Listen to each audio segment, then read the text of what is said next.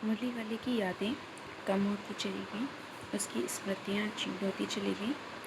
इसी तरह से 8 महीने निकल चुके थे। 8 महीनों के बाद सर्दी के दिन थे। रोहिणी स्नान करके अपने घर की छत पर खड़ी हुई थी।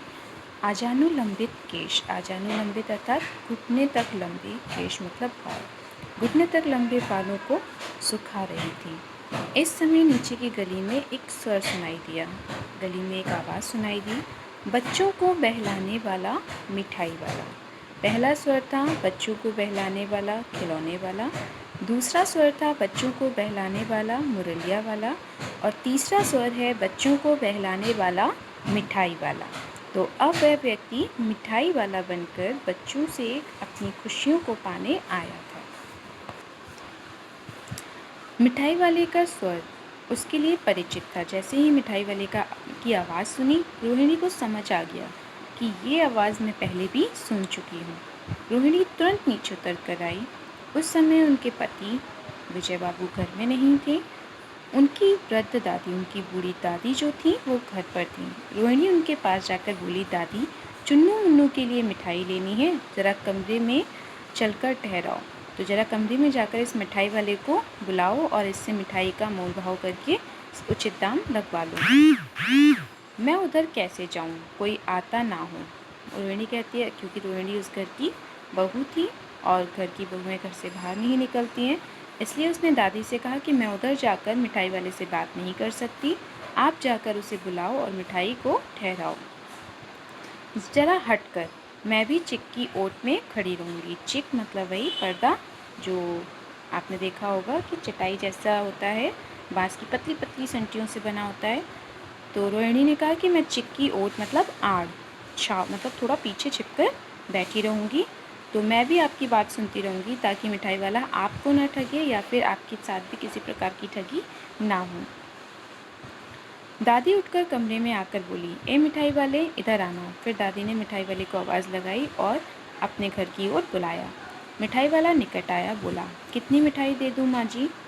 ये नए तरीके की मिठाइयाँ हैं, रंग बिरंगी, कुछ खट्टी कुछ मीठी, जायकेदार, बड़ी देर तक मुंह में टिकी रहती हैं, बहुत जल्दी खुलती नहीं हैं, बच्चे ने बहुत ही चाव से खाते हैं। इन गुड़ों के सिवा ये खांसी भी दूर करती हैं, कितनी दूर। तो इस तरह से मिठाई वाला अपनी मिठाई की तारीफ़ करने लगा। खट्टी हैं, मीठी हैं, रंग बिरंगी हैं, जायकेदार हैं, बड़ी हैं, मुंह में जल्दी नहीं घुलती हैं और सबसे ज़्यादा खास बात है कि इससे खांसी भी दूर हो जाती है। चपटी, फिर वो आगे फिर कहता है, बताइए कितनी दूँ? और फिर वो बताने लगता है कि चपटी हैं, गोल हैं, पहलदार हैं और 16 पैसे में देता हूँ।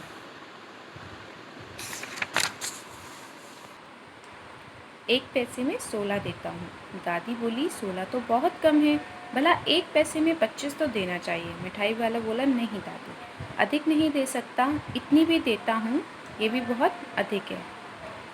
यह अब मैं तुम्हें क्या खैर, मैं अधिक ना दे सकूँगा। वह दादी से अपनी बात कहने जाता है कि 16 भी बहुत अधिक दे रहा हूँ, लेकिन अब इसकी व्याख्या मैं आपसे नहीं करूँगा, इसे छोड़ते हैं और बताएं कि आपको कितनी दूँ, और 16 से अधिक मैं नहीं दे सकूँगा। रोहिणी दादी के पास थी, बोली, दादी फिर भी काफ़ी सस्ता दे रहा है। रोहिणी ने अपना सुझाव दिया कि दादी, एक पैसे की 16 काफ़ी सस्ती दे रहा है, 4 पैसे की ले लो, ये रहे पैसे। वो मिठाई वाले की बात से, रोहिणी मिठाई वाले की बात से सहमत होकर कहती है कि बहुत सही रेट है दादी, 4 पैसे की आप इससे ले लो। मिठाई वाला मिठाइयाँ गिनने लगा। मिठाई वाला जो मिठाई की गोलियाँ थी उनको गिनना प्रारंभ करता है। तो 4 की दे दो, ठीक है, अच्छा 25 नहीं सही 20 ही दे दो। तो जैसे कि हमारे यहाँ के बड़े बुज़ुर्गों की आदत होती है मोल भाव करके थोड़ी अपनी बात मनवाने की, तो दादी फिर से एक बार कहती है, ठीक है 25 मत दो, ऐसा करो कि 20 दे दो। अरे हाँ, मैं बूढ़ी हुई हूँ मोल भाव करके। दादी अपनी व्याख्या करती हैं कि मैं ऐसे ही बूढ़ी नहीं हुई हूँ, मैंने कई चीज़ों पे मोल भाव करा है और उसी के द्वारा मैंने अपने जीवन के अनुभव को लिया है। तो अब मुझे कुछ ज़्यादा ही मोल भाव करने की आदत नहीं है, इसलिए तुम जैसा मैं कह रही हूँ कि मुझे 25 की जगह 20 दे दो, वैसे ही आप 20 दे दो। कहते हुए दादी ने कहा, रोहिणी ने दादी से कहा, दादी इससे पूछो सॉरी कहते हुए दादी के पोपले मुंह से जरा सी मुस्कुराहट फूट पड़ी। दादी अपनी प्रशंसा कर रही थी, तो अपनी प्रशंसा करते हुए उनके चेहरे पर मुस्कुराहट आ गई। पोपला मुंह मतलब दांत नहीं थे उनके मुंह में, तो उस चेहरे पर थोड़ी सी मुस्कुराहट आ गई।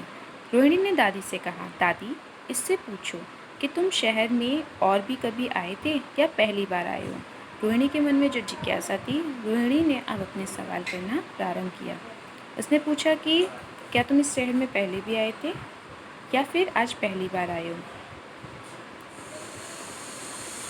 तुम यहीं के निवासी हो या कहीं आसपास से आते हो? दादी ने रोहिणी के कथनों को दोहराने की चेष्टा की। मिठाई वाले ने उत्तर दिया, पहली बार नहीं और भी बार आ चुका हूँ। रोहिणी चिक्की आड़ से बोली, पहले यही मिठाई बेचते हुए आए थे या कुछ और चीज़? मिठाई वाले ने बहुत ही हर्ष, बहुत ही आश्चर्य खुशी, शांति और आश्चर्य के भाव में डूबकर कहा, इससे पहले मैं मुरली लेकर आया था, उससे पहले मैं खिलौने लेकर। रोहिणी का अनुमान ठीक निकला। रोहिणी को समझ में आ गया कि मैं जो सोच रही थी वो बिल्कुल सही है। अब उसके मन में और सारे प्रश्न जागृत हो गए और वह अपने आप को रोकने में असमर्थ हुई। फिर वह बोली, इन व्यवसायों में भला तुम्हें क्या मिलता होगा? ये व्यवसाय तुम्हें कौन सा मुनाफा देते हैं?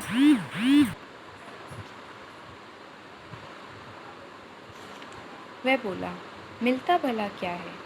बहुत ही भावुक भाव से वो बोला, बहुत ज़्यादा कुछ नहीं मिलता, खाने भर की जो ज़रूरत होती है वो मिल जाती है।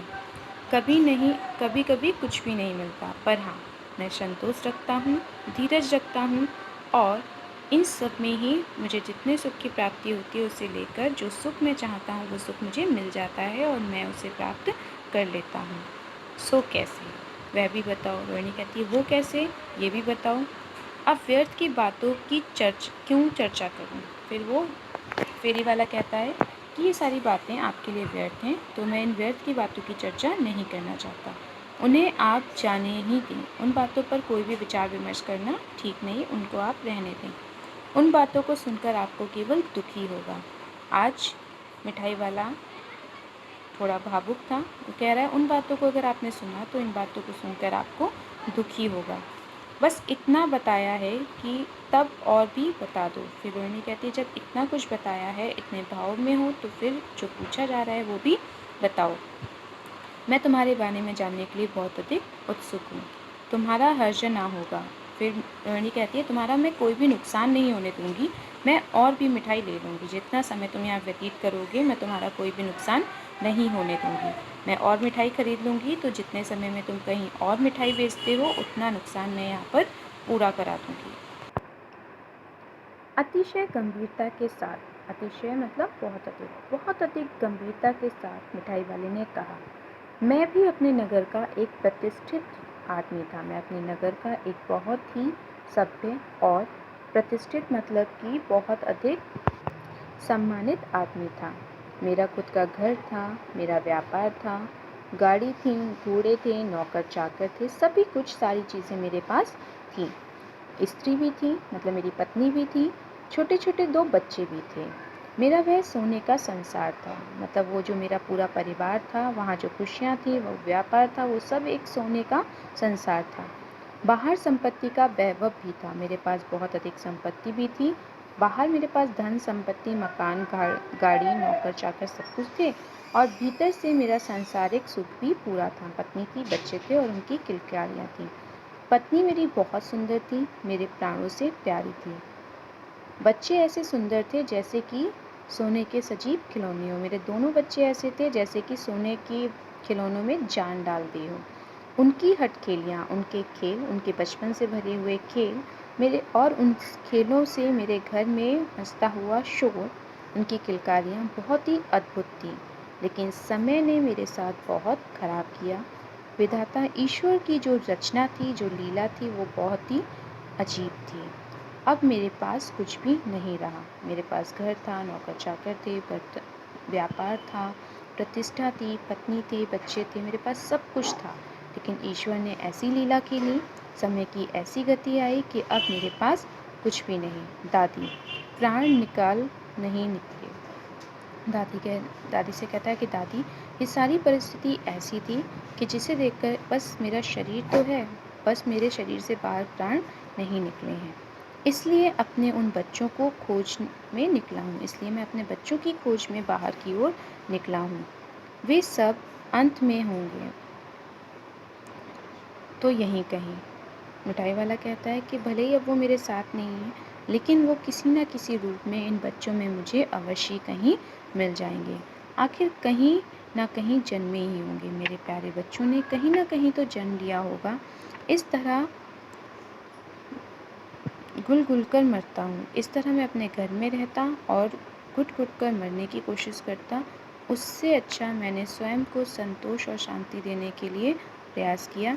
इस तरह के जीवन में कभी कभी अपने उन बच्चों की एक झलक सी मिल जाती है, और जब मैं इस तरह बाहर निकलता हूँ चीज़ों को बेचने, तो मुझे ऐसा लगता है कि इन बच्चों की हंसी में, खेल में, शरारतों में मैं अपने बच्चों को भी देख लेता हूँ।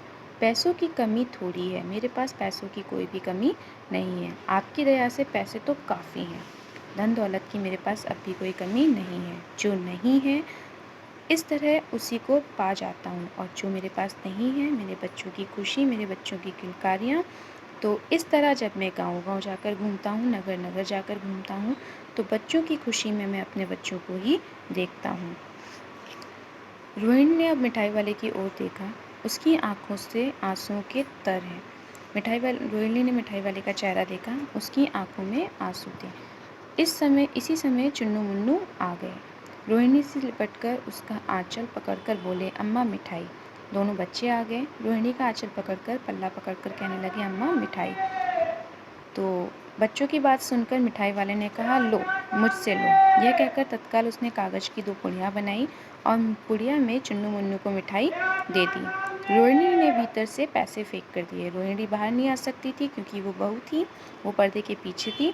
उसने पर्दे के पीछे से ही पैसे फेंक कर मिठाई वाले को दे दिए। मिठाई वाले ने पेटी उठाई और कहा, अब इस बार ये पैसे नहीं लूँगा। मिठाई वाले ने कहा कि अब तक मैंने आपसे जो पैसे लिए वो ठीक है, लेकिन अब मैं आपसे ये पैसे नहीं लूँगा। दादी बोली, अरे अरे, ना ना, अपने पैसे लिए जा भाई। तो दादी ने कहा, नहीं, जब हमने मिठाई ली है तो मिठाई के बदले अपने पैसे लेकर जा। तब तक आगे फिर सुनाई पड़ा उसी प्रकार मादक स्वर, मृदुल स्वर में, बच्चों को बहलाने वाला मिठाई वाला। तब तक वो मिठाई वाला आगे निकल चुका था, और उसके मादक स्वर जो थे, उसके मधुर स्वर थे, वो दूसरी गली में आगे की ओर सुनाई देने लगे। मिठाई वाला बहुत अधिक भावुक हो गया था, और उसे इस बार लगा कि उसने चुन्नू मुन्नू को नहीं, अपने ही बच्चों को मिठाई दी है, इसलिए उसने इस बार पैसे लेने से इनकार कर दिया।